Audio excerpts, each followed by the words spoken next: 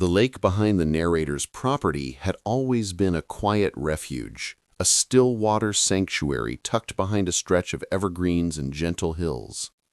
It was his favorite part of living in the neighborhood, a slice of natural peace only a few steps from his back door. Most residents saw it from a distance, maybe admired it through their windows, but he was the only one whose property actually touched the shoreline. He had walked its edge since the day he moved in, always imagining what it would feel like to spend a night beside it, away from the noise and expectations of suburban life. The idea of camping there had come to him after weeks of long hours at work and restless nights. He wanted simplicity, fresh air, a break from meetings and demands. So he picked a Friday evening, packed a small tent, a lantern, a foldable chair, and a cooler, and walked it all down to a flat patch of grass right where the trees opened up to the water. A soft wind skimmed across the lake, carrying the faint smell of pine. It felt perfect, almost ceremonially peaceful, as if the world was giving him permission to breathe again. He didn't think twice about the HOA. Why would he? The land was his, the shoreline was his. He was free to sit by the water, pitch a tent, listen to the crickets, and let the world fade. It wasn't an act of rebellion or a challenge to anyone's authority. It was just a quiet weekend escape in his own backyard. But sometimes, in HOA-run neighborhoods, the quietest actions draw the loudest trouble. He first noticed movement around sunset, a pair of residents he recognized, neighbors who always seemed eager for gossip, stood at the top of the hill that bordered the common path. They stared down at him while pretending to scroll through their phones, their faces angled in that unmistakable posture of people collecting mental notes. They never waved, never smiled. They simply hovered, observing him like inspectors sent on assignment. He brushed it off, assuming curiosity would fade and the night would continue uninterrupted. He underestimated their talent for escalation. By the time darkness settled over the lake, an odd tension had crept into the air. He had expected peaceful stillness, the kind of deep silence only nature provides. But instead, he sensed an anticipation, as if someone unseen was pacing back and forth, waiting for something to happen. He tried to ignore it, focusing on the sound of small waves tapping the shoreline and the soft clicking of insects in the grass. He believed the night would eventually swallow whatever unease lingered. Then the headlights appeared. They came from the top of the hill again, bright beams swirling through the trees before locking on to his campsite. A vehicle door slammed, heavy and authoritative, followed by another. A moment later, the sharp silhouette of a police officer formed at the edge of the hill, illuminated by the car's lights. Another followed, stepping into view with the slow, deliberate posture of someone already prepared for conflict. Only then did the narrator notice the cluster of HOA board members gathered behind them, almost hidden but unmistakably present. Their arms folded, their faces tight with negative certainty. They had brought an audience. His peaceful weekend had officially been transformed into a spectacle. The officers made their way down the hill, the beam of their flashlights sweeping across the grass, tent, and chair, as if searching for contraband instead of camping gear. The HOA members peered down from above, whispering among themselves like a panel of judges deciding a fate. Although the narrator stayed calm, because there was nothing else to be, he felt something sharp twist inside him. It wasn't fear. It was a mixture of disbelief, irritation, and the realization that the HOA had taken this from harmless curiosity to full-blown confrontation. The officers were professional and methodical, but even through their neutral demeanor, he could tell they had been summoned under exaggerated claims. Whatever the HOA had reported wasn't mild. It had been wrapped in urgency, infused with imagined threats, and delivered with the self-righteous authority that some board members mistook for civic duty. The officers clearly expected trouble, Instead, they found a man peacefully sitting beside a lantern in the quiet of his own property. After checking what they needed to check, the officers conferred briefly before returning to the board members. The HOA representatives gestured dramatically, as if insisting that something more should be done. Their disappointment was obvious, even from a distance.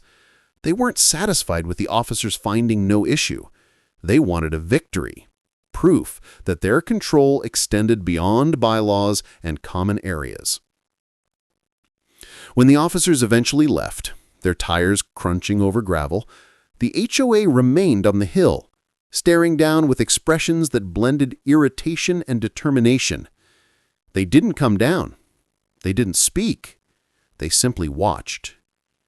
And then, one by one, they left the hill and disappeared into the night, leaving behind a lingering tension that clung to the lake like fog.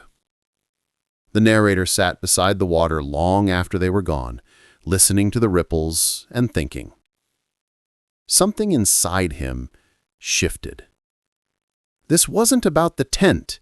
This wasn't about camping. This wasn't even about property rules or misunderstandings. This was about power. The board had overreached, using the police like a personal enforcement squad, weaponizing authority in an attempt to put him in his place. They believed they could control even the land they didn't own. They believed intimidation would make him retreat, pack up, and defer to their imaginary dominance. They had made a mistake, because while the narrator had moved into the neighborhood for peace and quiet, he wasn't someone who tolerated being pushed around. He wasn't someone who hid from conflict when conflict came looking for him, and he certainly wasn't someone who surrendered rights just because a handful of overzealous neighbors wanted to flex their influence. As he sat there in the glow of the lantern's fading light, he made a quiet, internal decision. If the HOA wanted a battle, they would get one. But it wouldn't be loud or chaotic. It would be strategic, patient, and devastating. The lake had always been his sanctuary. After what happened that night, it would now become the starting point of something bigger, something the board would never see coming.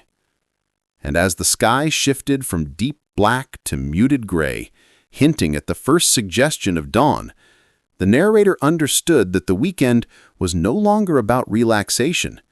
It was about reclaiming his space, exposing the board's misconduct, and dismantling the structure they believed made them untouchable.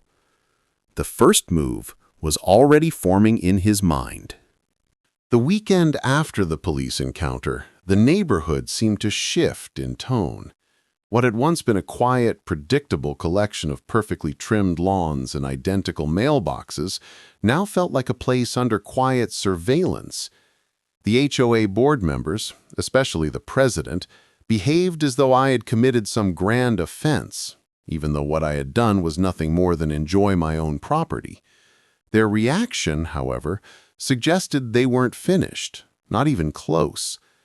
The first sign came early Monday morning. A yellow slip hung from my mailbox, fluttering in the light breeze. At first glance, it looked like a standard violation notice, but the wording was far more aggressive than usual. It accused me of misusing natural space, engaging in prohibited land alteration, and hosting unapproved recreational activities. The message was layered with bureaucratic jargon, but the underlying theme was obvious. They intended to intimidate me. As the day went on, more notices appeared. One taped to my front door, another stuck under my windshield wiper, and yet another shoved into my fence gate. Each one referenced a different alleged violation.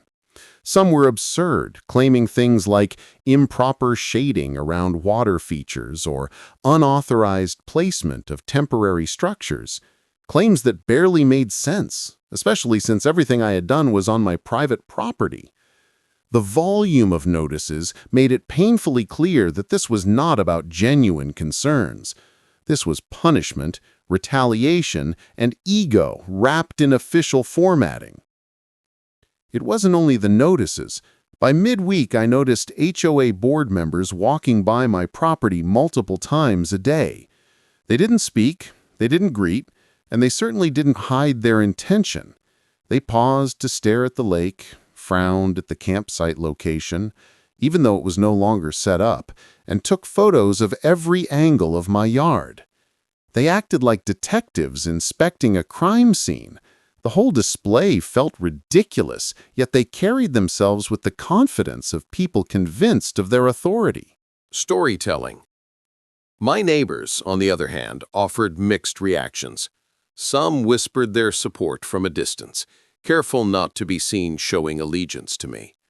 Others avoided eye contact entirely, as if acknowledging my presence might implicate them. A small minority, however, sided openly with the HOA, applauding their increasing pressure and treating me like a neighborhood menace. It was a polarizing moment, and the community fractured quietly beneath the surface. The HOA president, a woman who relished her role a little too much, seemed to find personal satisfaction in escalating the conflict. She drove slowly past my house at least 3 times every evening, sometimes stopping long enough to pretend to check her phone while clearly surveying my property. Her behavior bordered on obsessive, fueled by the belief that she had the right to manage even the natural features of privately owned land. The absurdity of the situation grew even more apparent when a certified letter arrived at my door. It carried a bold header outlining a formal compliance demand. The document insisted that I attend a mandatory HOA hearing regarding my continued violations and failure to adhere to community standards. They listed infractions I had supposedly committed in the days after the camping incident, activities I had never performed. According to them, I had installed unauthorized lighting fixtures, altered shoreline boundaries, and even disturbed community wildlife. None of it had any factual basis. What irritated me most wasn't the list itself, but the confidence with which they piled accusation upon accusation. It was as though they believed that quantity could replace truth, that a mountain of nonsense could force me to surrender. Their strategy was simple: overwhelm, exhaust, and corner me until I gave in. But instead of backing down, each notice energized me. The more ridiculous their claims, the more determined I became to expose the overreach. They wanted a battle, not realizing I was prepared to navigate it with patience and strategy rather than emotion. I began organizing every piece of paper they sent, sorting and labeling them, documenting every detail of their behavior. The growing stack of records told the story of their escalating obsession, a story I could eventually use against them. By the end of the week, the HOA's campaign reached a new level. They hired a private land assessor to walk the perimeter of the lake. The man carried a clipboard and a camera, pacing slowly, occasionally kneeling to take measurements. He acted as if he were analyzing a development project rather than a simple, privately owned lake. His presence confirmed what I had already suspected. The HOA wanted to reinterpret the boundaries of community authority. They wanted to claim control over something they had never owned, something that legally belonged to me. Their desperation to force compliance became almost comical when they installed a temporary sign near the lake's entrance. It claimed that all recreational use in the area required HOA approval and that violators would be subject to fines and legal action. The sign stood on my property line, placed without my permission, constructed as though they were establishing territorial control. The combated energy surrounding the situation was impossible to ignore. A simple camping trip had somehow snowballed into a full-scale neighborhood conflict. The HOA appeared determined to prove they were in charge, to show that their authority extended even to private wilderness. but their arrogance blinded them to the growing cracks in their strategy. Every exaggerated claim, every unnecessary escalation, and every baseless accusation revealed a pattern, one that would eventually work against them. But for now, they believed they were winning. They believed I was cornered, overwhelmed by paperwork, surveillance, and artificial regulations. They believed they could push me into submission through intimidation alone. But what they didn't realize was that every action they took was building the case I needed.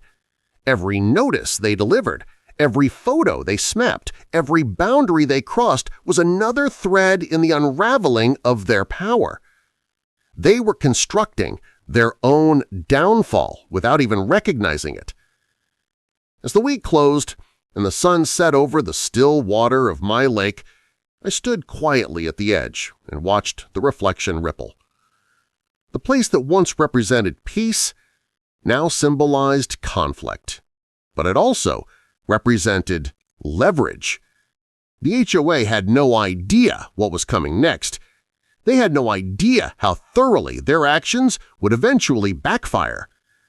And as the shadows lengthened and the temperature cooled, a quiet resolve settled within me. The HOA had escalated the fight. Now it was my turn to respond. The next chapter of this conflict was about to begin.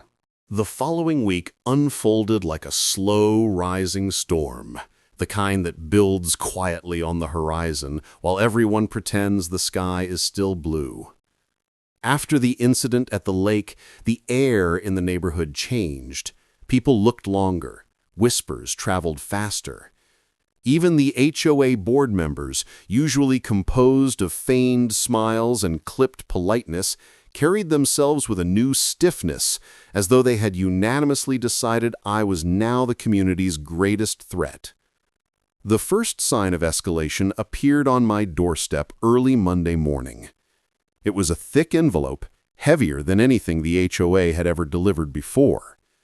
Inside was a formal notice of violation, drafted with the kind of smug precision that could only come from a committee that believed it held absolute authority.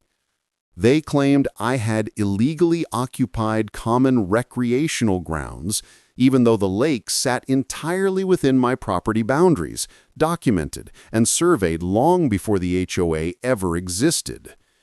They accused me of endangering the community, damaging shared ecosystems, and violating quiet enjoyment expectations. The sheer absurdity of their accusations might have been amusing if it wasn't so transparent. This wasn't about rules or property lines, it was about retaliation. I had embarrassed them publicly, decisively, and in front of a responding police officer who could do nothing but shrug when he realized what the HOA had dragged him into. And the board was determined to reclaim control, even if it meant stepping outside their own authority. For the next several days, the HOA waged a subtle but relentless campaign. They began sending inspectors to evaluate exterior compliance. The same inspectors, of course, spent an abnormal amount of time pacing around my property's edge, their eyes drifting not to my house, but toward the lake. They stood with clipboards and overly formal expressions as though they expected to catch me committing some invisible crime. Then came the letters, one after another. A warning about my overgrown grass, even though it was trimmed weekly. A complaint about my improperly placed waste bins, despite them sitting exactly where the HOA map required. A notice declaring my porch light too bright, followed by another saying it was insufficient for safety compliance. These were not enforcement actions, but intimidation tactics, the bureaucratic version of pounding on a door repeatedly hoping the noise alone would force surrender. Word traveled quickly among the residents. Some avoided me with the same guilt-tilted eyes as someone who had watched conflict from behind a window. Others seemed quietly entertained, as though the drama provided a welcome distraction from their routine suburban lives. But a few, the ones who had endured the HOA's suffocating control themselves, approached me discreetly. Their words were cautious, but supportive. They spoke of fines issued for imaginary violations, of arbitrary rule changes, and the board's habit of targeting anyone who didn't conform to their image of perfect obedience. The picture became clearer. What happened to me wasn't an isolated clash, it was their pattern. I had simply become their newest project. The situation escalated further when the HOA posted a public notice on the community board by the clubhouse. It declared that new restrictions were being implemented regarding natural landscapes adjacent to recreational bodies of water, a thinly veiled attempt to regulate behavior around the lake, my lake. They planned to restrict access, enforce new landscaping requirements, and introduce fines for unsanctioned activities. The notice was worded with the tone of ownership, as though the HOA had decided that the lake was no longer part of my property, but a shared amenity under their control. The move reeked of desperation. They wanted to rewrite reality through paperwork and declarations, hoping the community would accept their narrative simply because it was written in official formatting. Storytelling. But what unsettled them most was that I did not react the way they expected. I didn't argue. I didn't plead. I didn't even respond to their letters. I simply documented everything quietly, methodically, with a growing sense of clarity. The HOA believed they were tightening a noose, but what they didn't realize was that they were weaving the very rope that would bring them down. Their confidence spiked the more silent I remained. The board members carried themselves with a renewed smugness, convinced they had cornered me. They patrolled the neighborhood with more frequency, sometimes walking near my property under the pretense of community oversight. Their eyes were sharp, scanning for any misstep they could pounce on. They seemed almost eager for confrontation, hungry for the satisfaction of punishing someone who refused to bow to their inflated authority. But beneath their surface bravado, cracks were forming. Some residents began questioning the HOA's sudden fixation. A few even asked openly why the HOA was spending so much time and energy chasing violations against one homeowner instead of addressing neglected repairs around the community. Those small murmurs of doubt were barely audible to the board, but they were growing, quietly, steadily, like pressure building behind a dam. Then came the moment that signaled the true turning point. The HOA issued me an official order demanding access to survey the recreational water boundary. They expected me to grant entry to their contracted surveyor, who would then, of course, attempt to redraw property lines in the HOA's favor. The letter stated that failure to allow access would result in daily fines and further action. That letter became their biggest mistake. Because the moment they attempted to alter legally recorded property boundaries, they stepped firmly outside the limits of their authority. It was no longer an issue of overreach, it had become a matter of legal misconduct. As I stood on the edge of my lake that evening, the sun painting the water in streaks of fading gold, I felt the shift. The HOA believed they were winning. They believed they were pushing me toward inevitable submission. But what they had done, without realizing it, was hand me every tool I needed. Every violation notice, every intimidation tactic, every attempt to seize control, each was another stone in the foundation of the case I was quietly building. They thought they were declaring war. What they didn't know was that I had already begun preparing to end it permanently. And as the neighborhood settled into another uneasy night, the stage was set for the downfall they never saw coming. The days that followed marked a quiet beginning of a shift neither the HOA nor its leadership sensed creeping toward them. While they continued to operate with their usual mix of self-importance and overreach, a slow current was forming beneath the surface, one built not on confrontation, but on evidence, patterns, and the kind of careful observation that exposes an entire system's hidden cracks. After the incident by the lake, the neighborhood buzzed with private conversations, hushed opinions, and the kind of tension visible in the way residents walked past one another. No one spoke openly, but the air carried an unmistakable shift. The HOA had crossed a line, and people were finally beginning to notice. The narrator knew this moment was crucial. The strategy had to be subtle, steady, and undeniable. Any misstep could allow the HOA to twist the narrative or reinforce their authority. Instead of escalating, the narrator watched. He monitored every new letter, every enforcement notice sent to his neighbors, every new demand that appeared disguised behind bureaucratic language. The more he observed, the clearer the pattern became. The HOA was overreaching not only with him, but with almost everyone around the lake. Small infractions used as leverage, fines issued for trivial matters, and threats of escalating action if payments or compliance weren't immediate. What was unfolding wasn't a few isolated incidents, it was systemic over-control. That realization turned observation into purpose. The narrator began documenting not just his own experiences, but also the frustrations quietly piling up around the neighborhood. Many residents were tired, but exhaustion had kept them silent. They assumed the HOA held more legal power than it actually did. They assumed no one would stand with them. They assumed the resistance would be too complicated, too messy, or too risky. They had never seen a reason to question the structure that governed them. But for the first time, the narrator sensed an opportunity, a moment where individual frustrations could align into collective momentum.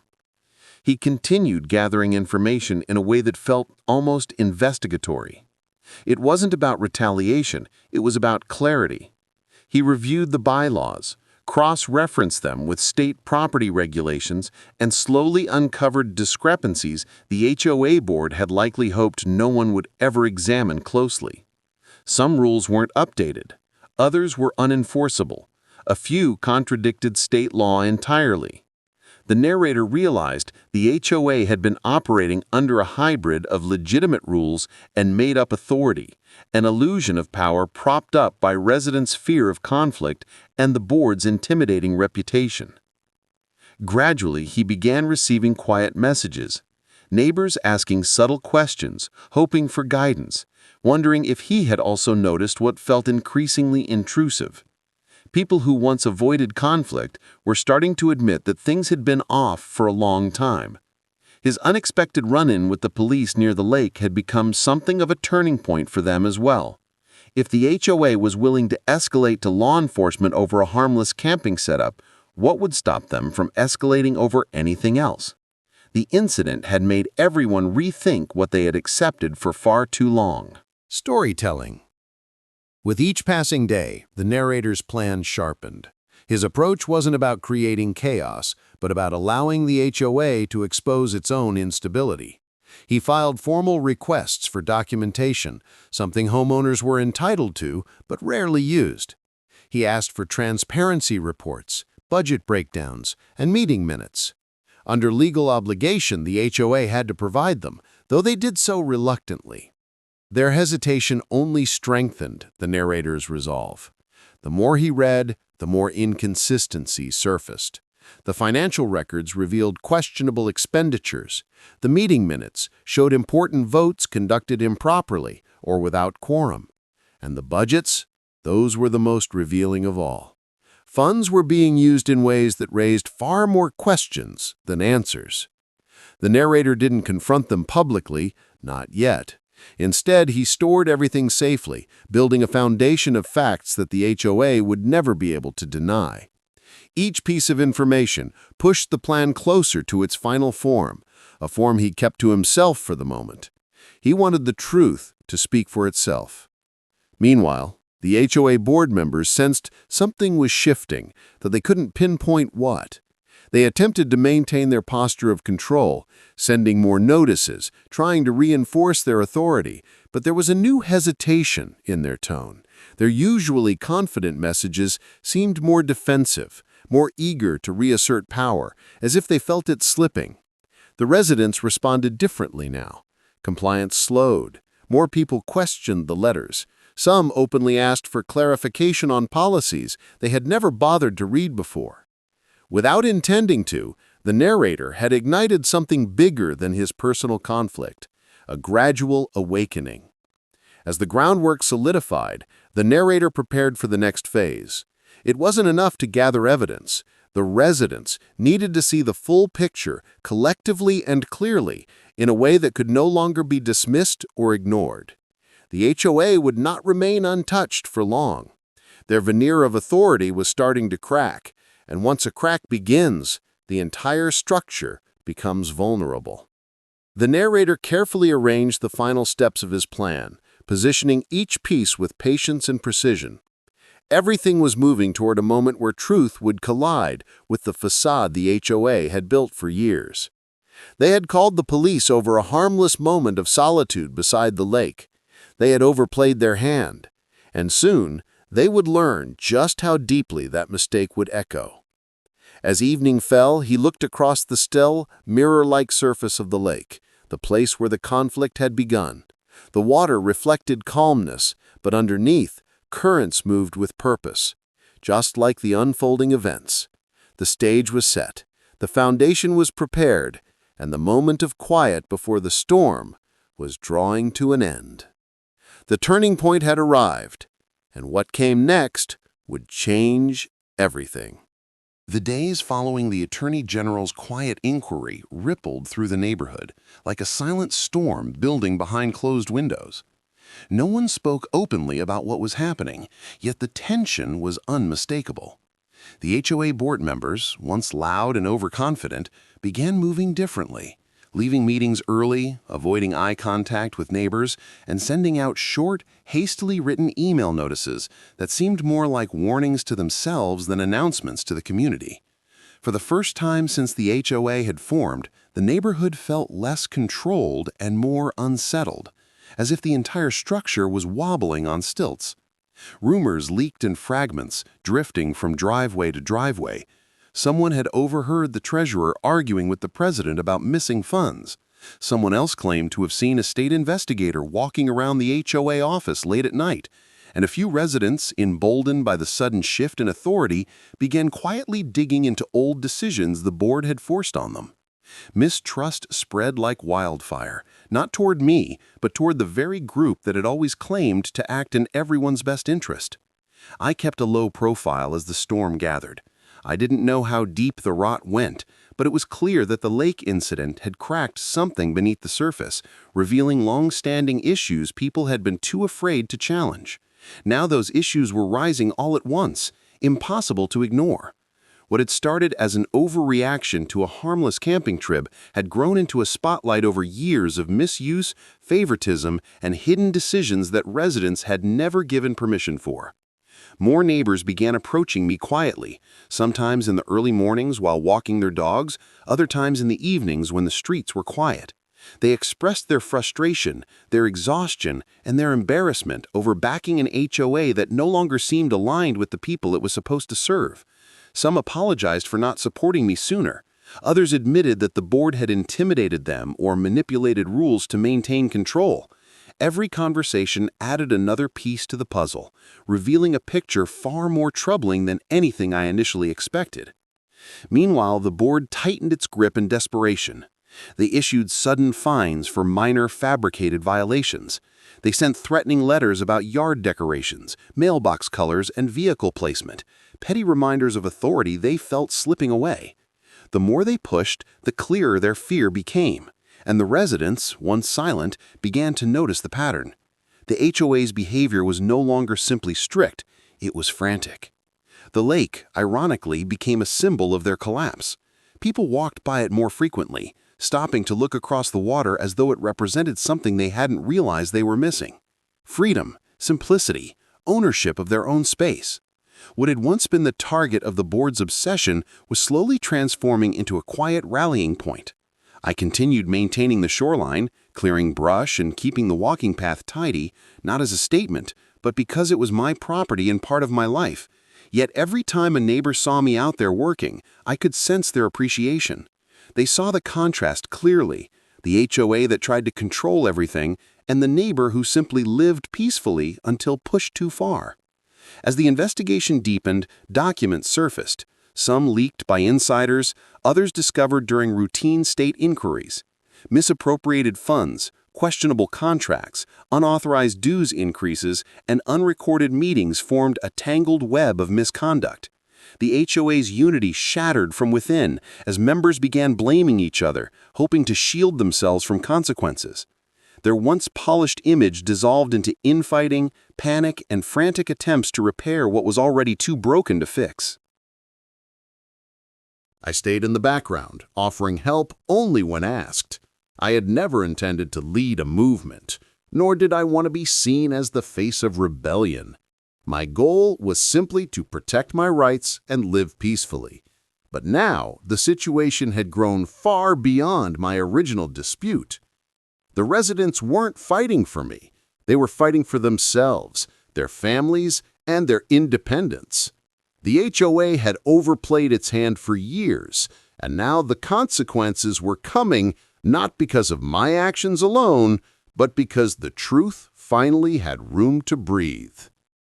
The board tried one final tactic, issuing a community-wide letter accusing unnamed residents of conspiring to undermine the HOA and falsely claiming that the state investigation was routine. But the message backfired immediately.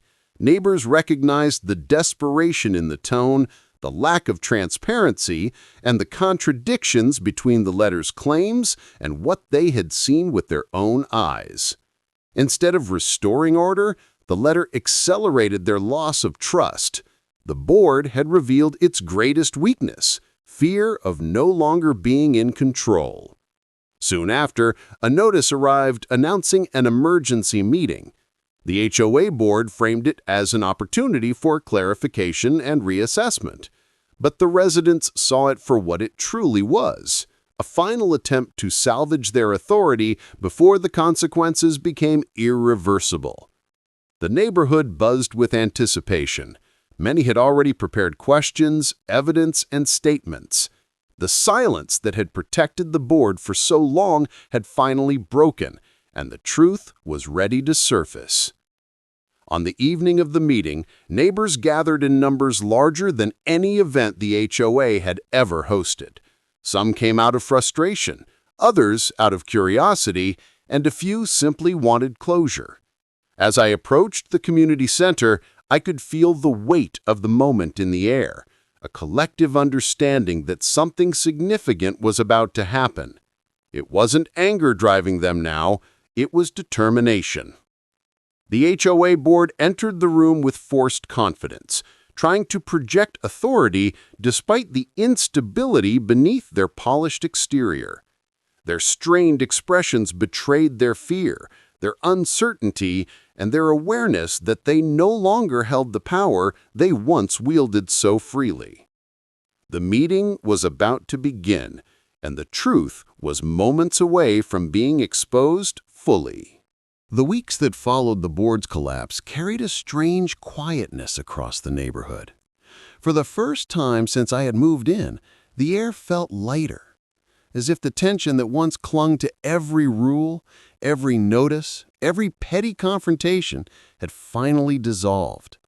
The bright blue compliance tags that once appeared on front doors like warning symbols disappeared entirely. No one paced the sidewalks with clipboards anymore. No one peered through blinds, waiting for the next infraction. Even the neighbors, many of whom had spent years walking on eggshells, seemed unsure how to enjoy the sudden freedom. The old HOA office, once the beating heart of the board's authority, now stood empty. Its windows remained dark throughout the day, the porch untouched except for a thin coating of dust settling over the wood. A hollow silence filled the place where arrogance and micromanagement used to thrive. With the state's official decision delivered and the HOA legally dissolved, its remaining members scattered. Some resigned quietly, disappearing from the neighborhood's daily rhythm. Others sold their homes and vanished before their reputations could fully catch up to them. The most notorious among them, the ones who had called the cops on me for camping on my own land, left almost overnight, leaving behind trimmed hedges, empty driveways, and a sense of poetic stillness. With the threat gone, the lake became my sanctuary again. The surface shimmered under the sun, undisturbed, reflecting the beauty of a place finally freed from unnecessary conflict. I rebuilt my camping spot exactly the way I liked it. A hand-built wooden platform, a fire ring bordered with smooth lake stones, and a pair of lanterns that cast warm light across the shoreline after dusk. I returned with my tent, set it up at the edge of the water, and let the familiar scent of pine and fresh water settle my thoughts.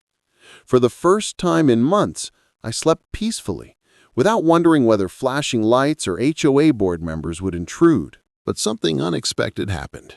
Neighbors began to visit, not out of curiosity or suspicion, but out of a desire to reclaim the community the HOA had stolen from them. Families brought foldable chairs and sat beneath the trees, watching the sunset ripple across the lake. Children fished from the shore, their laughter echoing through the cool evenings. Elderly residents who had once been fined for trivial yard decorations now wandered freely, sharing stories about what the neighborhood used to be before the HOA's overreach suffocated it. It didn't take long for a quiet agreement to form among us. The neighborhood needed guidance, but not a dictatorship. People wanted cooperation, not control. Over the next month, residents gathered in small groups on porches, driveways, and front lawns. They discussed the issues the HOA was supposed to handle, the problems that actually mattered, and the future they hoped to shape. Letters were drafted, surveys completed, and informal community meetings were held, open, respectful, and voluntary. No power struggles, no threats, no fines. The neighborhood, without anyone mandating it, improved on its own. People took care of their lawns because they wanted to, not because they were afraid. Sidewalks became spaces for dog walkers instead of battlegrounds for rule enforcers. A sense of unity grew naturally, the kind that no board could force into existence through printed bylaws. Still, the most remarkable transformation came from the people who once stayed silent. They spoke up now, proudly, knowing no one would weaponize a rulebook against them. Stories of past harassment slowly surfaced, warnings for garbage cans placed too early, violations for harmless decorations, intimidation over harmless mistakes.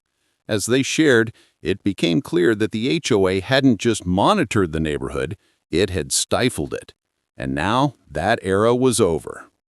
One evening, months after the dissolution, I walked the perimeter of the lake, taking in the calmness that had finally settled into permanence.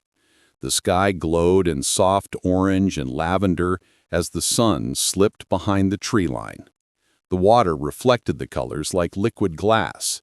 I recalled the moment the police cruisers arrived weeks earlier, summoned by a board so desperate to assert its dominance that it had willingly humiliated itself. That memory had once been tainted by frustration and disbelief. Now, it had become the first domino in a chain reaction that led to something better than I could have ever imagined. As I continued walking, I noticed a small group of neighbors standing near the old HOA office.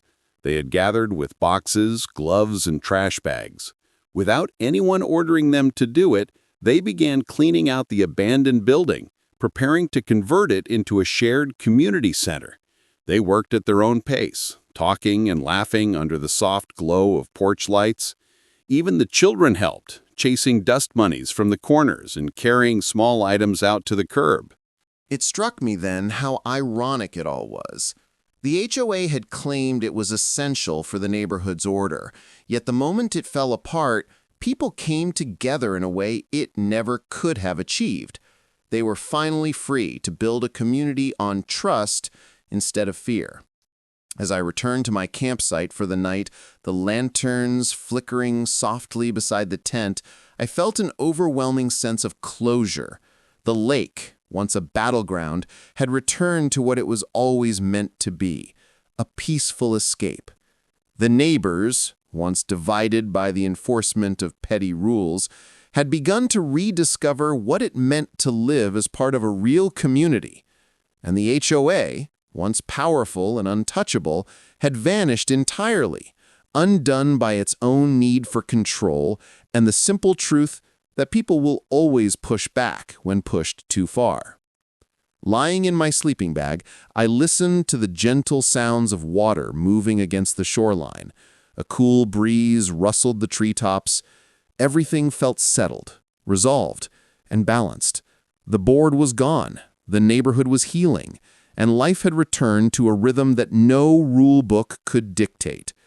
The absurdity that started it all, a man camping beside his own lake, ignited a chain of events that changed the neighborhood forever. But in the end, it wasn't just about winning. It was about reclaiming peace, restoring fairness, and showing that no group, no matter how authoritative it thinks it is, can stand against someone committed to doing what's right. And so the story ended not with a dramatic showdown, but with a quiet evening by the lake, a reminder that sometimes the most powerful victories are the peaceful ones that follow the storm.